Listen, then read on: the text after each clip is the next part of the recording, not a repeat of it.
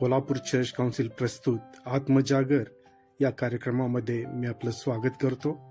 पहिल्यांदा ऐकूया एक सुंदरसं गीत. शांतकार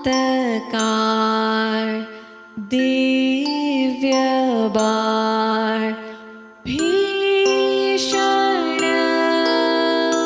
अंधकार गव्हाणीत येशू बाळ शोभवी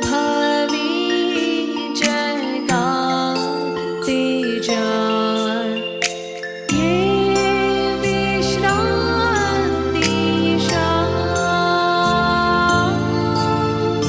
शांतीचा राजा प्रशांत.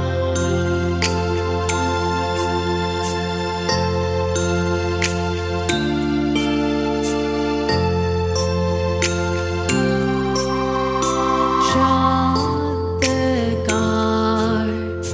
दिव्य बाळ अंधकार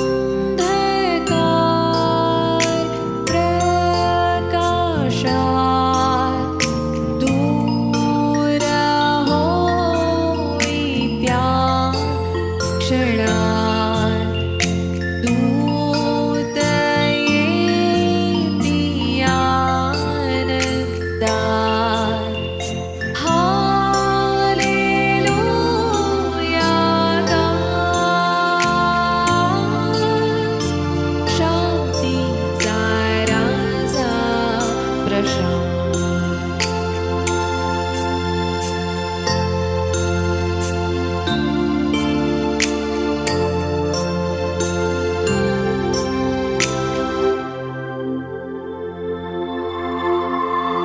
शांतकार दिव्य बाळ पृथ्वी स्वर्ग आनंदात दिव्य दूत गाणी गात.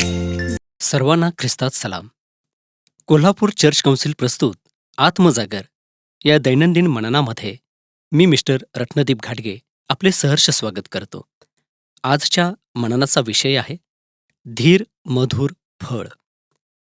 आजच्या मननासाठीचा शास्त्रभाग आहे योहानकृत शुभवर्तमान याचा 11वा अध्याय 1 ते 45 हे वचन. आजचे विशेष वचन आहे, आपल्याला ठाऊक आहे की देवावर प्रीती करणाऱ्यास म्हणजे त्याच्या संकल्पाप्रमाणे बोलावलेल्यास देवाच्या करणीने सर्व गोष्टी मिळून कल्याणकारक होतात. रोमकरास पत्र 8वा अध्याय आणि 28वे वचन. येशूला निरोप मिळाला की त्याचा मित्र लाजारस आजारी आहे. दुसरे कोणीही असते तर लाजाराला मदत करण्यास किंवा काही चमत्कार करण्यास त्या ठिकाणी तात्काळ धावून गेला असता. पण ख्रिस्ताने तसे केले नाही. तो जेथे होता तेथे आणखीन 2 दिवस राहिला. योहानकृत शुभवर्तमान याचा 11वा अध्याय आणि 6 वचन. आपल्याला ठाऊक आहे की ख्रिस्ताने केलेला विलंब हा जाणीवपूर्वक होता, कारण नंतर तो शिष्यांना म्हणाला की मी तेथे नव्हतो. याचा मला आनंद वाटतो, हे यासाठी की तुम्ही विश्वास ठेवावा. वचन 15. ख्रिस्त जर लाजारासाकडे तात्काळ गेला असता तर आरोग्य देण्याचा चमत्कार घडला असता, परंतु त्याने मुद्दाम उशीर केला यासाठी की त्या कुटुंबाने एक महान चमत्कार पाहावा, तो म्हणजे पुनरुत्थानाचा.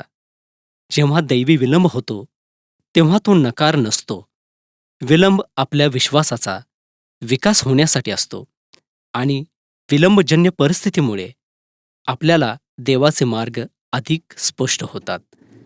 तत्काळ बरे होण्याबद्दल देवाची स्तुती असो, परंतु बऱ्याच रोग्यांना बरे होण्यास अवधी लागतो किंवा उशीर होतो.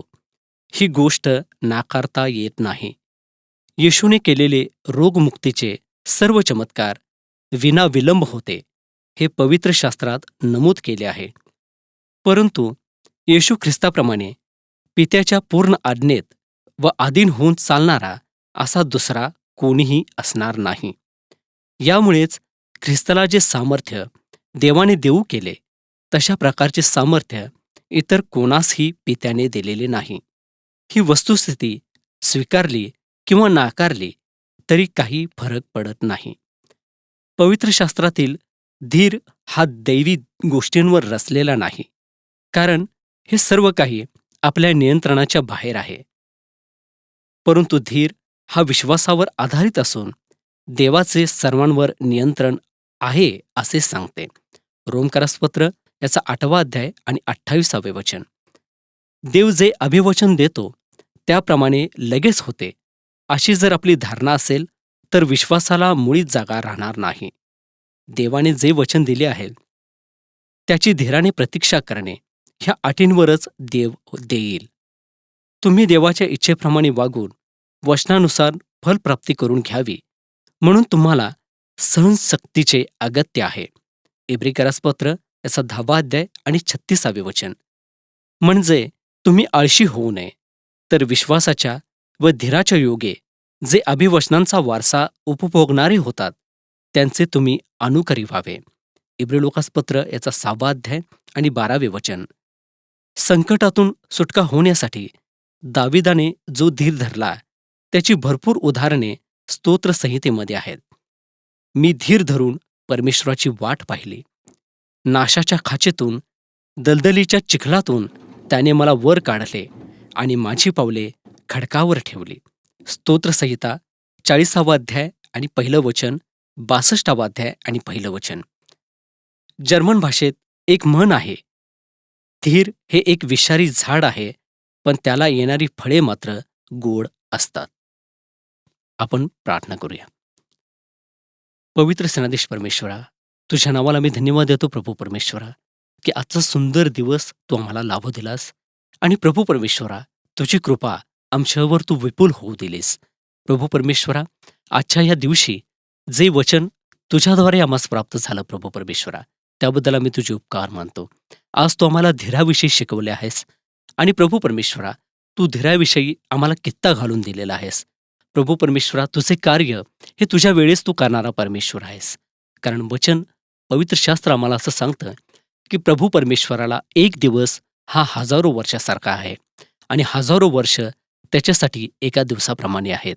प्रभू परमेश्वरा, ज्यावेळेस तुझी वेळ येते त्यावेळेस तुझे कार्य तू करण्यास विलंब लावत नाहीस.